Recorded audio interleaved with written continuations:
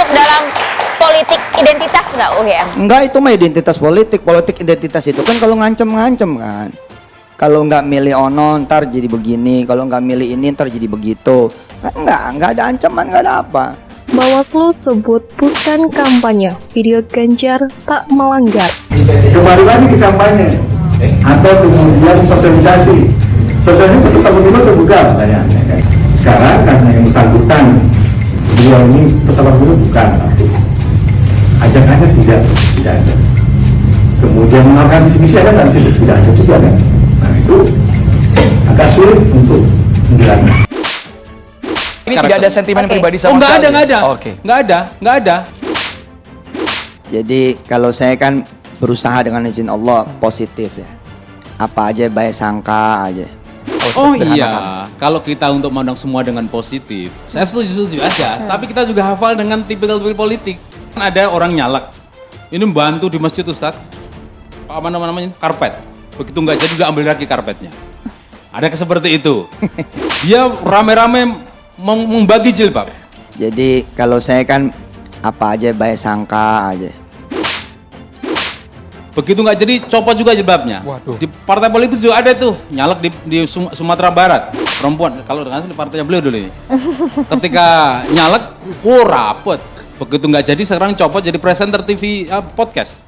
Jadi memang seperti itulah tipikalnya politik. Jadi kalau saya kan berusaha dengan izin Allah positif ya. Apa aja baik sangka aja. Saya pernah misalkan ini berbeda topik. Ada orang bilang, masa tuh artis umroh aja dia pakai kerudung, pakai jilbab. Terpulang bagaimana? Saya bilang, lumayan tahu 9 hari dia pakai kerudung. Kenapa kita nggak doain yang baik-baik aja? Nah, doa saya yang baik-baik apa? Ya semua capres, nanti semua cawapres. Ya monggo, bismillah. Umat pengen nunggu kok. Umat pengen ngelihat kok. Iya pada ke masjid apa enggak? Sholat apa enggak? Ngaji apa enggak? Kan umat pengen juga merasa terwakili kan. Menurut Anda ini termasuk dalam politik identitas nggak UGM? Enggak, itu mah identitas politik. Politik identitas itu kan kalau ngancem-ngancem kan. Kalau nggak milih ono ntar jadi begini, kalau nggak milih ini ntar jadi begitu. Kan nggak ada ancaman, nggak ada apa. Kalau ini sebuah kebaikan, gimana kalau nanti pekan depan adalah Anies yang menjadi talent adanya, terus di ada di hilir nanti Prabowo berikutnya. Ya kan, setuju nggak kira-kira MNC? Ya kan, setuju nggak kira-kira MNC? Calon Presiden dari Partai Nasdem Anies Baswedan melaksanakan sholat Id di Masjid Istiqlal. Bakal calon presiden dari Koalisi Perubahan Anies Rashid Baswedan mengunjungi Masjid Kuba di Kota Madinah Al-Munawwarah. Anies curi start kampanye, bahkan ada yang melaporkannya ke Bawaslu Republik Indonesia. Akselerasi itu siapa yang baik-baik saja yang akselerasi. Panggung Panis sudah lebih banyak loh sebenarnya. Oh, kita nggak mau soal itu dulu, ini soal adzan dulu. Tapi teman-teman yang lain sudah pada begitu, silaturahim politik, ke Bukan. kiai, ke Ini pesantren. frekuensi publik maksudnya. Kalau soal itu pasti. Tinggal wasit kan kita kembalikan kepada ulil amrinya, kita kembalikan kepada wasit. Kembali lagi ke kampanye atau kemudian sosialisasi. Sosialisasi peserta pemilu terbuka saya. Sekarang karena yang bersangkutan dia ini peserta pemilu bukan, ajakannya tidak ada. Kemudian melakukan misi ada nggak sih? Tidak ada juga kan. Nah itu agak sulit untuk menjelaskan.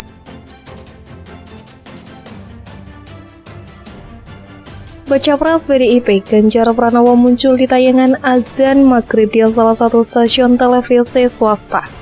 Ketua Bawaslu Rahmat Bagja mengatakan pihaknya akan mendalami tayangan azan tersebut. Kini Ketua Bawaslu RI Rahmat Bagja menilai bahwa tayangan azan yang menampilkan bakal calon presiden PDI Perjuangan Ganjar Pranowo di salah satu stasiun TV swasta di Indonesia bukanlah kampanye. Ia menjelaskan bahwa kampanye itu ada peserta pemilu atau pihak yang ditunjuk oleh peserta pemilu. Lalu ada pernyataan untuk meyakinkan publik. Peserta pemilu tidak, kemudian untuk meyakinkannya di mana? Eksplisitkan seharusnya.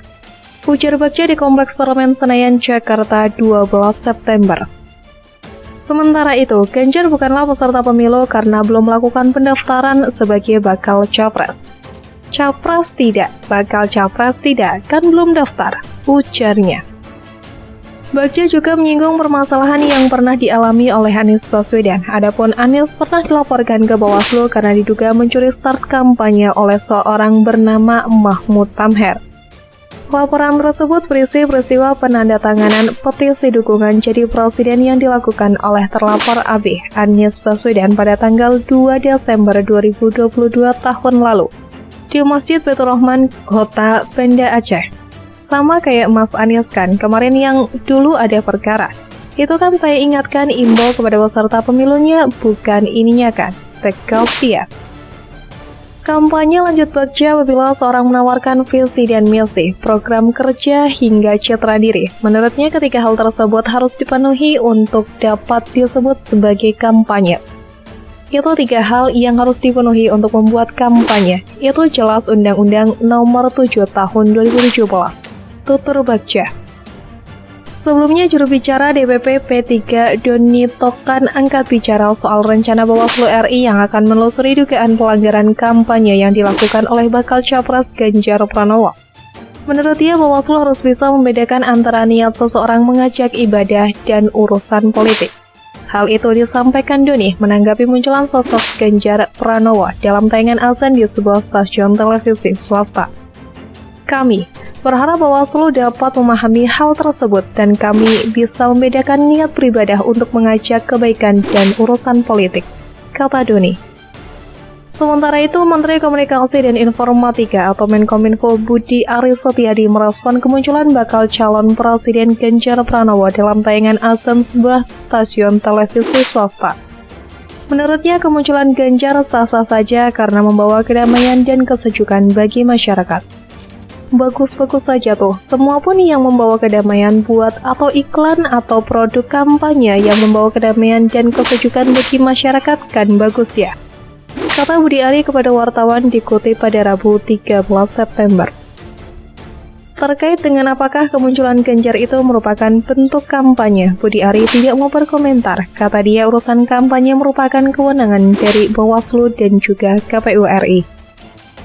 Kalau urusan pelanggaran kampanye itu bukan urusan Kominfo, tapi itu urusannya KPU Bawaslu, ujarnya.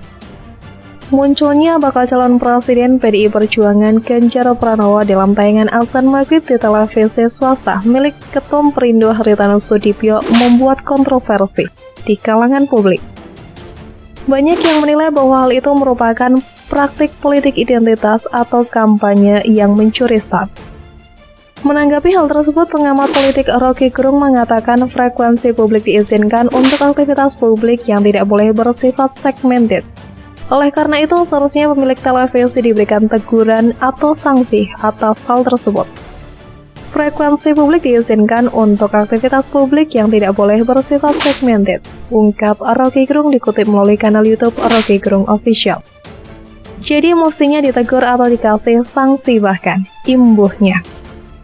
Menurutnya, untuk apa religiusitas seseorang dipamerkan di depan publik? Justru masyarakat akan menganggap hal itu sebuah insider trading.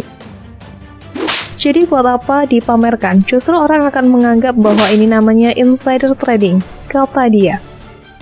Rocky Gerung juga mengemukakan Ketua Umum Perindo seharusnya tidak memanfaatkan jaringan miliknya untuk sesuatu yang sifatnya kontroversi. Hal itu pasti akan memunculkan ledakan di masyarakat.